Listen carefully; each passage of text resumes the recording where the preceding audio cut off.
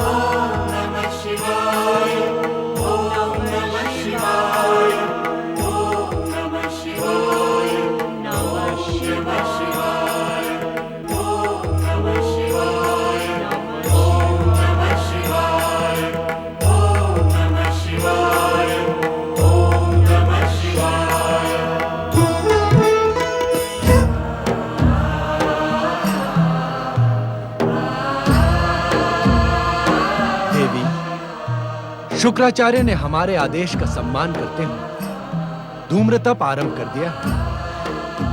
किंतु स्वामी, शुक्राचार्य के साथ ये नारीस्वर किसका है? इंद्रपुत्री जयंती का।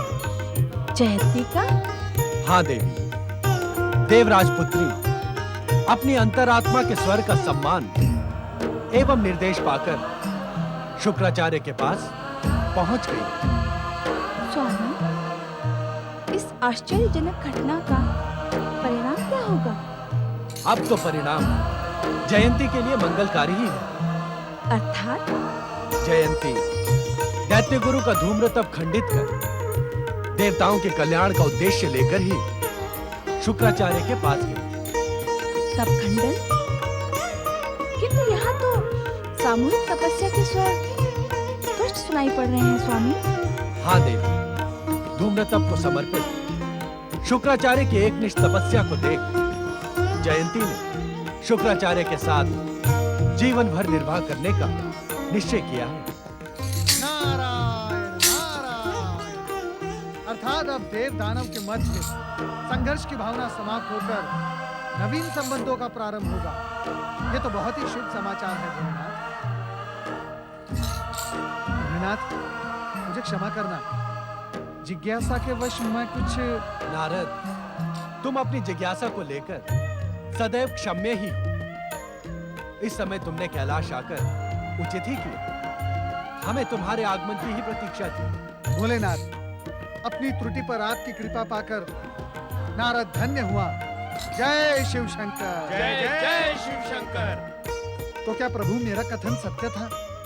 देवदानों के मध्य इस नए संबंध से क्या संघर्ष की भावना समाप्त हो जाएगी? यह भविष्य का प्रश्न है नारद, इसका उत्तर भी भविष्य ही देगा। परंतु इस समय तुम्हारी जिज्ञासा शांत करने के लिए हम इतना ही कह सकते हैं कि देवराज कुलनंदिनी जयंती एवं दैत्य गुरु शुक्राचार्य के संबंध का परिणाम दूरगामी एवं प्रभावी होगा। तो क्या प्रभु? अवश्य नारद, शत्रु क्षेत्र में देवराज की पुत्री के आगमन से देवदानवों के संघर्ष की संभावना क्षीण ही।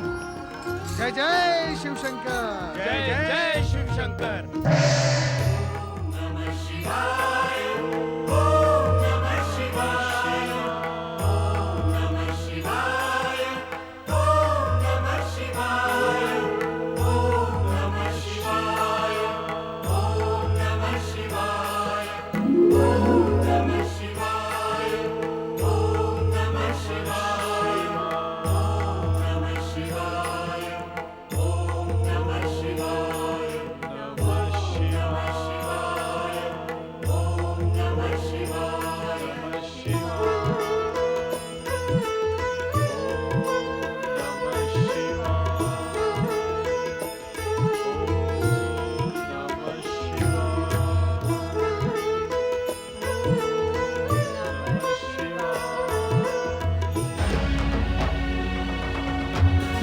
ये आश्चर्यजनक दृश्य आप देख रहे हैं देवराज। अपमानजनक परिस्थिति को स्वीकार करके ही हमने देवपुत्री जयंती को शुक्राचार्य का तप खंडित करने के लिए भेजा था, किंतु क्या देव गुरु बृहस्पति के समक्ष ये अपमानजनक स्थिति स्पष्ट नहीं थी? देव गुरु बृहस्पति, हाँ। मुझे तो अब इनकी देव निष्ठा के प्रति संदेह होने लगा है। किंतु परंतु की अब कोई आवश्यकता नहीं है अग्निदेव। ये अपमानजनक दृश्य देखकर मुझे पूर्ण विश्वास हो गया है कि देवगुरु बृहस्पति स्वयं को कोई सिद्धि प्राप्त कर नहीं सकते। इसीलिए दैत्य गुरु शुक्राचार्य से सिद्धि प्राप्त करने के लोभ में हमारे विरुद्ध षड्यंत्र रच रहे हैं। तब तो निश्चित ही चिंता का विषय है। हाँ अग्निदेव, और ये चिंता एक संकेत भी है। कैसा संकेत देवराज?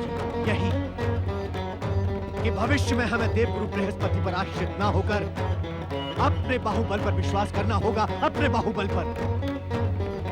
अन्यथा ये देवगुरु रूपी चिंता हमारी चिता बन जाएगी। नारायण नारायण। स्वर्ग की सुरक्षा के प्रति संपूर्ण समर्पित देवगुरु बृहस्पति के प्रति आपके संदेहजनक शब्द आपको शोभा नहीं देते देवराज इंद्र।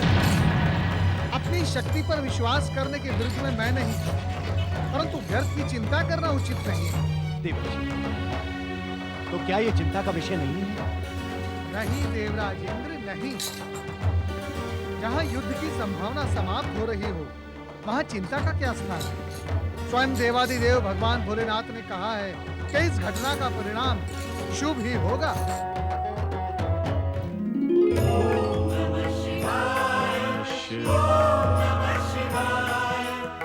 मित्रपासुर, दैत्य गुरु शुक्राचार्य का ध्रुव तप्त समाप्त होने का नाम ही नहीं ले रहा। पिछले कितने वर्षों से हम पाताल में उनकी प्रतीक्षा कर रहे हैं। अब और अधिक संयम हम नहीं रख सकते। नहीं नहीं असुरराज, क्या आप दैत्य गुरु शुक्राचार्य का आदेश भूल गए हैं?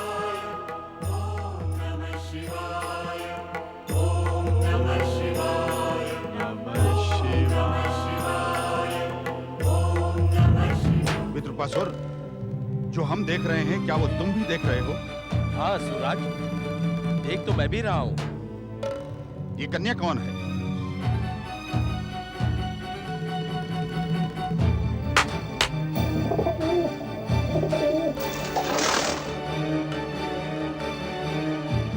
विक्टासुर, अपने मूल रूप में हमारे समक्ष उपस्थित हो।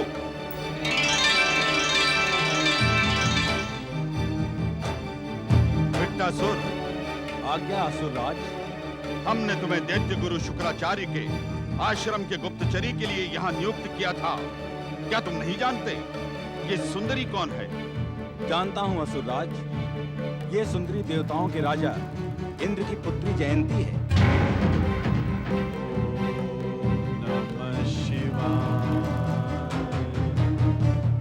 इंद्र पुत्री जयंती, उसका यहाँ क्या काम?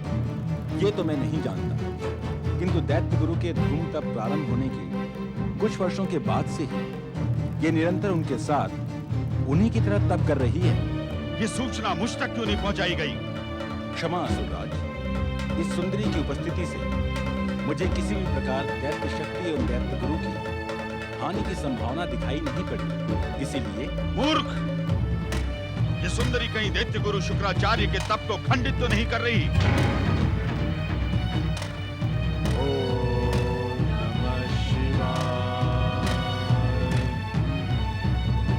यही कारण है कि दैत्य गुरु शुक्राचार्य का तप इतने समय से पूर्ण नहीं हो पा रहा। मैं अभी इस सुंदरी को इसके दुस्साहस का दंड देता हूँ।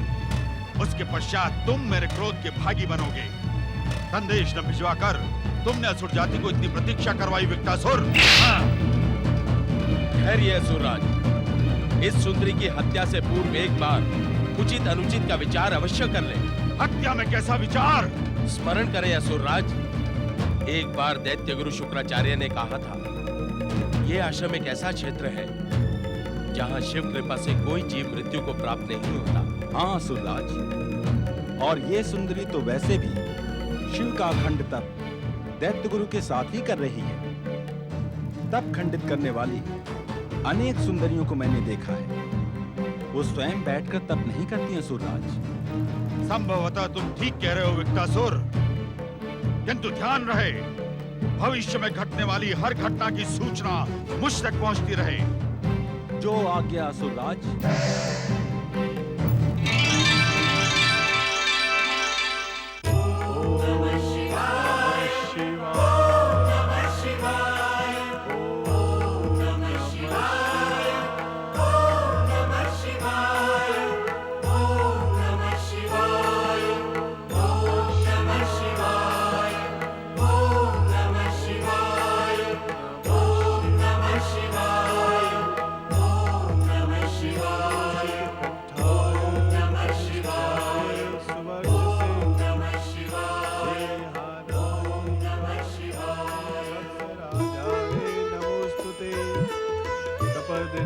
कश्यपाय हरियक्षणे वरदाय च संस्तुते स्तुतिर्ध्याय देवदेवाय बहुहसे।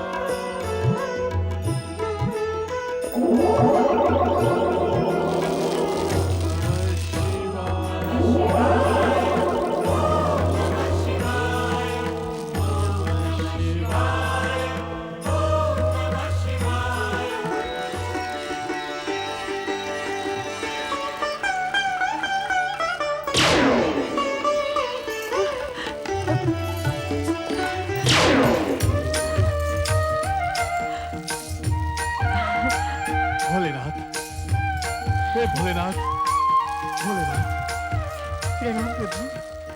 हे कृपा निधान, हे शिव शंकर, आपके दर्शन पाकर मैं धन्य हो गया। आपकी भक्ति पुनः प्राप्त कर मैं कृतज्ञ हो गया भोलेनाथ। आप वास्तव में भक्त वत्सल हैं। शुक्राचार्य, तुम्हारी एकनिष्ठ और अखंड तपस्या से हम प्रसन्न हैं। कहो, क्या इच्छा है तुम्हारी? भोलेनाथ, आपके अलौकिक स्वरूप के दर्शन के साथ ही मेरी सारी इच्छाएं समाप्त हो गई।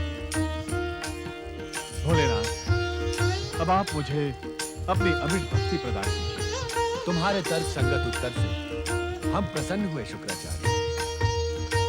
मृत संजीवनी विद्या के सिद्धि के अतिरिक्त हम तुम्हें प्रजेश, धनेश एवं अवध्य का वरदान देने के साथ ही अपनी अमिट भक्ति प्रदान करते हैं। तुम दैत्य गुरु के रूप में अमर कीर्तिवान बनोगे। भोलेनाथ, दया के सागर, कृपा निधान, तुम्हारा कल्याण।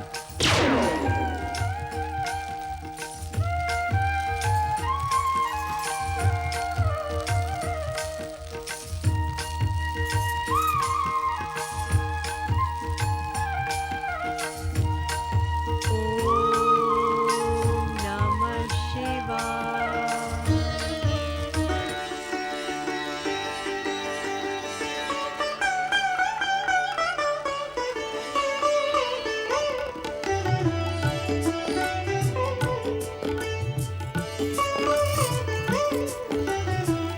वरदानी हक निश्चय भृगुनंदन, आपका एक निश्चित तप देखकर मैं आपके चरणों में समर्पित हो चुकी हूँ।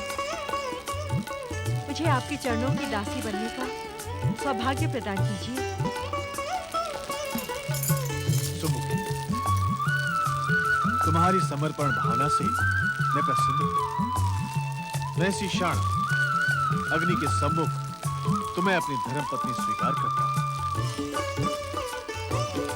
हे शिव शंकर, आपको परोक्ष साक्षी मानकर अग्नि के सम्मुख मैं इंद्र की पुत्री जयंती को अपनी धर्मपत्नी स्वीकार करता हूं।